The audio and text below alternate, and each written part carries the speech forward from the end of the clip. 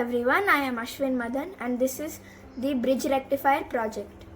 For this project, we need batteries, a bridge rectifier, LED pin and 220 ohm resistor.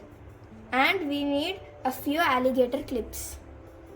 This wavy symbol over here will be connected with our AC.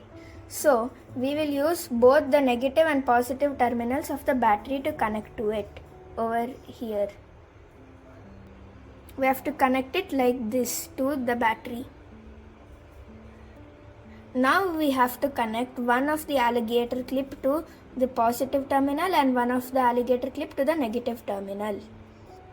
Like this, we will connect one end to the minus and one end to the plus.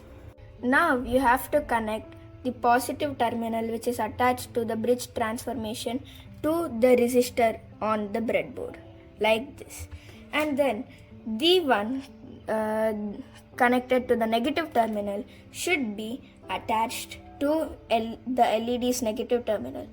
As you can see, it is shining. So now what a bridge rectifier does is it can work both ways. So now I will switch the terminals of the battery and we will see if the LED light glows.